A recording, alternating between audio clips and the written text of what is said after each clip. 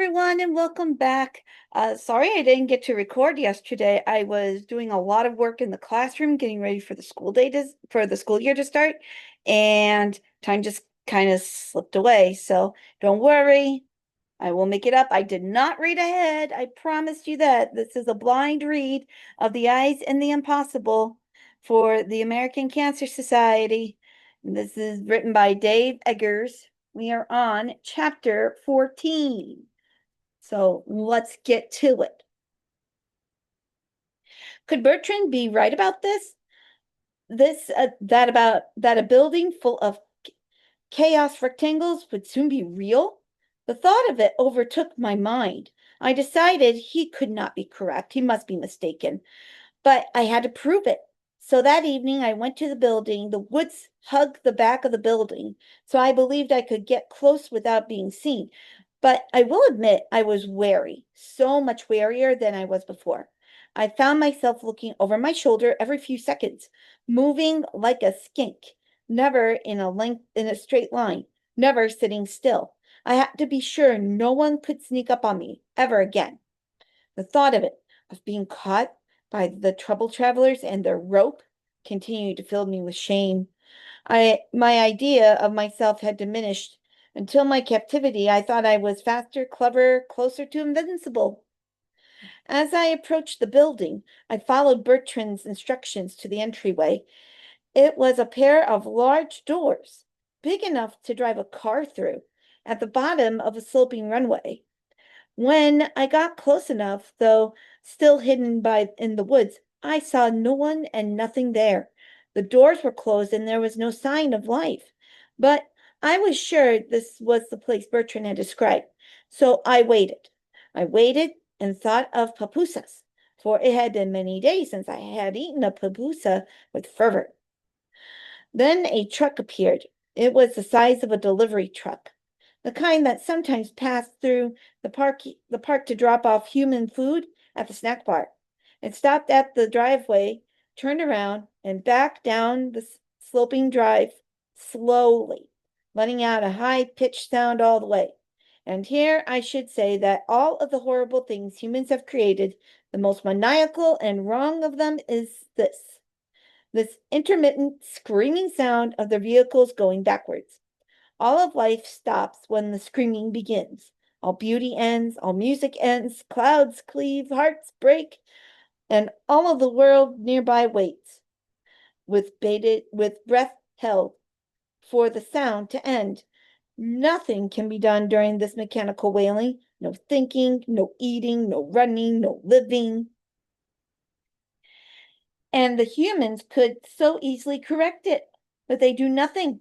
Some humans invented the sound, and they all know it's a terrible mistake, but they all live with it as if it were an unchangeable part of existence, like weather or death. Finally, the truck stopped backing up and the screaming ended too, and the world was allowed to begin again. The tension that had overtaken my body let go, and I watched as at the back of the truck met one of the building's giant doors. The truck's engine was cut, and the man jumped down from the cab. He was wearing a white jumpsuit and a blue hat, looking like the ice cream man who used to drive his truck through the park, though that is no longer allowed. He walked to the back of the truck and rolled the door up. It thundered as it rose, its peak punctuated by the loudest of claps. Another man appeared from inside the building, and the two men talked a bit, and then went into the truck. They emerged carrying a huge rectangle, almost as long as the truck itself, and covered in plastic. There was some trouble getting the end of it out of the truck, though. Something got stuck, and they put it down, and when they did, I got a good look at it. In the rectangle, I saw what seemed to be an impossibly large rock, and there was something like fire, and there were 1,000 enormous trees far bigger than any I had seen, and there were many, so many tiny humans wearing crowns. Oh, it was beautiful. It was so wrong and right. But I had to look away. I knew I had to look away. I could not get hypnotized again. I could not become like the deer, could not become what I had become before. Kept. So I looked away. When I looked away, I saw something. I saw something by the pond. Pond. The new building was next to the park's peanut-shaped pond. Did I tell you that? I should have told you that. The pond is a man-made pond. It's a dirty pond. It is a smelly peanut-shaped pond. It's full of ducks because if ducks love anything, it's a smelly pond. And this particular smelly pond is one the humans love because they can sit in plastic boats and pedal their feet and go so slow it makes me cry. They like to paddle their boats under the little bridge that spans the narrow part of the peanut pond. And atop this bridge, this day, I saw something. There was a little girl there atop the arched bridge, a tiny person just getting used to walking, and she was bobbling herself across the bridge and doing so in that clumsy way very small people do, as if her legs were two pogo sticks of mismatched lengths. Like I always do, I look around her for the parents or siblings or watcher of this child, but this time I saw no one. The thing about this bridge is that it is not safe. The humans of this park are interesting in that they make everything very safe and tidy for other humans, especially in those places where the humans most congregate. Whenever they make a new building or bathroom or path, there are little handrails and signs to be sure that no human falls or becomes confused. But these older places are different. I figure the pond has been here for about 10,000 years, so it is not subject to these careful planners. I love that he makes everything like 10,000 years or a ridiculous long time that could not possibly be so. But I guess dogs would reference time differently because, 1 year of a dog's life is the same as 7 human years. So I guess that would work. And I wa and while I watched her, I began moving toward her and the bridge. My legs compelled me. My feet moved without my asking them to. I was moving through space slowly but steadily toward her because sometimes my legs and feet have a kind of second brain, like a auxiliary intelligence that gets me out of trouble, but in this case got me into trouble. The paddle boat pond is one of the busiest places for humans, and this bridge is very popular. And it was always curious to me how they let it remain so rickety and full of gaps. The bridge had a railing, and it had a line of columns that held the railing to the bridge, but these columns were weirdly spread out, leaving wide gaps between the columns, which I always considered odd. Anyone could easily slip through. So my legs and feet continued to bring me closer to this girl because something was about to happen, and even before my brain or gut knew it, my legs and feet did. This little girl on the bridge was wearing a yellow dress and white socks and was carrying a plastic doll, a tiny grown woman with long brown legs. She looked she shook it as if trying to wake it from a deep slumber. She was paying no mind to the bridge and the gaps in the columns, and I thought, there is a decent chance that this girl will slip through one of these wide gaps and will drop into the pond below, which is about 6 feet deep and not at all clean. Then again, I thought every day I saw humans on bikes near cars speeding by and always knew the possibility of collision and calamities. But these imagined collisions and calamities had never happened in my presence. In all, I saw so many near accidents that I begun to think the park was somehow immune to misfortune. By this point, I had reached the far end of the pond, and I was watching the girl on the bridge from a safe distance in the high grass that surrounds the pond when I sensed, sorry, it was the smell, the presence of turtles. First of all, I love them. Same, Johannes. I love turtles. Everyone knows I love the turtles. They are cool. I am cool and they are cool, but they smell. Always they smell. In large part because they swim in this peanut pond, which smells. I told you about the smell. Hey, I said to the turtles, and one of the turtles, whose name is Gregory, said, hey, to me. So as I watched this toddler on the bridge, still alone and still perilously close to the edge, I knew in my heart that it was another time when I was seeing what might happen, but which would certainly not happen. And yet no adults or guardians of any kind seemed to be claiming this child or seemed concerned about her in any way. You see this? I asked the turtles. Gregory said, and he turned his attention to the girl. Where are the parents? He asked. And now a few other turtles stopped to watch, too.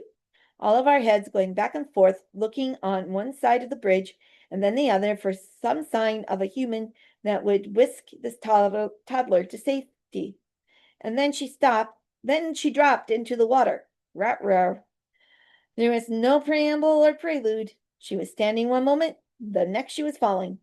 She fell face first, as if she were intent on finding something at the bottom of the pond, her eyes open and her expression serene, and even curious as she fell waterward.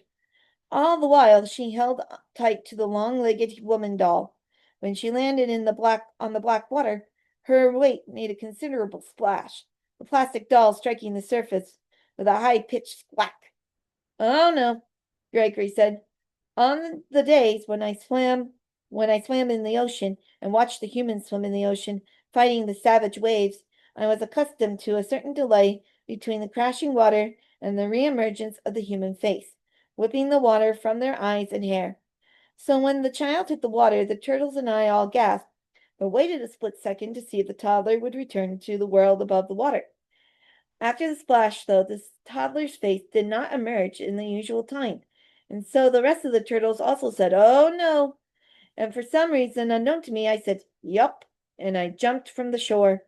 I never saved a child from drowning before. In the ocean, there were only those times when you heard the next day about the drowned, and thus my memory only gave me thoughts of the drowned, the news of the drowned, and nothing about the saving of the drowning. I had no idea what to do, but in seconds I was upon the child, who I was grateful was now floating at the surface, but with her rear pointing upward and her head under water. Push her head up? I asked myself. No, I told myself, drag her to the edge of the pond. So I grabbed her rear with my teeth, holding her tightly without breaking the skin, and I swam, sideways and frantic, to the farther shore, where the people were. I needed them to see her. In flashes, I saw the colors of the humans standing near the snack bar, and hoped one of them would see us, would see this dog dragging this child through the water. And finally, one of them did. Check out that dog dragging that hairy garbage around. Bruh, said the young man, and I knew we would not be so easily saved. He was a human, but could not discern what was happening, what I was doing, that it was a child I was saving. I kicked frantically, continuing onward. Soon I sensed the far shore coming. I struck it with my head, but I knew I couldn't get out. The sides were covered with algae. Normally, with great effort, I could swim, get momentum, and leap out, but not while dragging a child. I could only hope to lift my head and bark, hoping someone would to see us as real, to see this child as a human child, to reach in and pull her out. So I let the child go and lifted my head from the water and barked as loud as I could. The child began to drift away, and now I grabbed her again and pulled her to the edge of the pond. Again I lifted my head and barked. Nothing. I tried it all again. And on the third try, I finally heard someone scream, "A baby! A baby in the pond!" And from there, all went quickly. Human legs ran to us, and hands reached in, and the child was lifted high and carried away. I was ready to swim away and disappear, but someone lifted me too. When they put me on the pavement, I made it clear by shaking the water from my fur and acting as hearty as I could that I was not in need of help. I stood with people all around me, some of them taking videos and pictures with their small screens, and all the while I watched as they put the child on the Green Park bench and tried to revive her. The crowd was 3 people deep, and I tried to weave inside to see it.